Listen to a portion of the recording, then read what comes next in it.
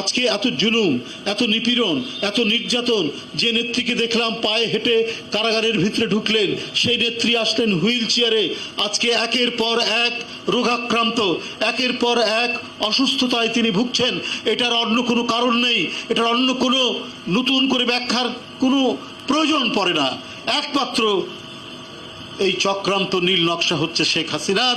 উনাকে তিলে তিলে নিঃশ্বাস করার জন্যই কারাগারে নিয়ে যাওয়া হয়েছে এবং খাবারের মধ্যে নানা ধরনের ওষুধ প্রয়োগ করে আজকে তার শরীরের নানা অসুস্থতায় তিনি ভোগাচ্ছেন।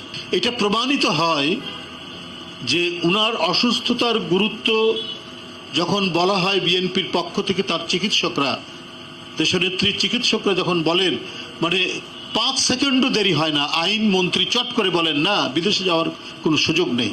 তাহলে আপনার নেত্রীর কি করে সুযোগ হয়েছিল? কোন আইনে সেটা সম্ভব হয়েছিল?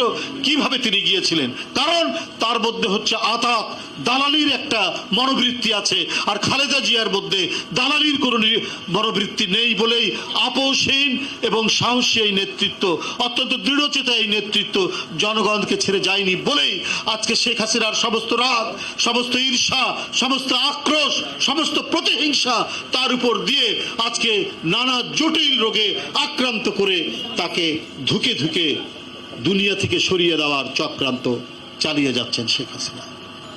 সেটার কারণেই আমাদের প্রিয় নেত্রী, উনি তো 2017 সালে লন্ডনে গিয়েছিলেন চিকিৎসার জন্য, উনার চোখে অস্ত্রোপচার হয়েছে।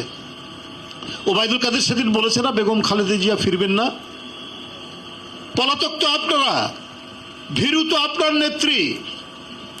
75-এর 15ই আগস্টের সেই মর্মান্তিক ঘটনার পরে কই উনি তো ছুটে আসেননি? তার পরিবারের উপর দিয়ে যে বিয়োগান্তক ঘটনা ঘটলো, তাৎক্ষণিক না, আসলে 1 মাস পর, 2 মাস পর, কই উনি তো ফিরে আসেননি। তিনি সব দিক যখন নিশ্চিত হতে পেরেছেন তখন তিনি ফিরে এসেছেন। সেটাও এসছেন বিএনপির আমলে, সেটাও এসছিলেন শহীদ জিয়াউর রহমান সাহেবের আমলে। সকল নিরাপত্তা তিনি পেয়েছেন।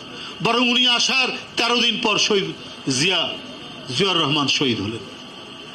আজকে যে বেগম খালেদা জিয়ার অসুস্থতা, আজকে যে বেগম খালেদা জিয়ার গুরুতর সব অস্ত্রোপচার, জীবন মৃত্যুর সন্ধিক্ষণে তিনি অবস্থান করছেন, এর জন্য যে মর্মভেদী কান্না আমাদের সকলের চোখে, সারা জাতির চোখে, এটার তো নিঃসন্দেহে এটার যে কারণ, সেই কারণ এদেশের জনগণ দেখেছে।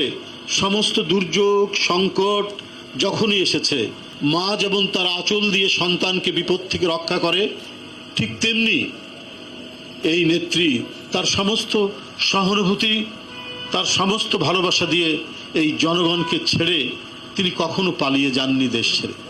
এই জনগণের সাথেই থাকতে চেয়েছেন এবং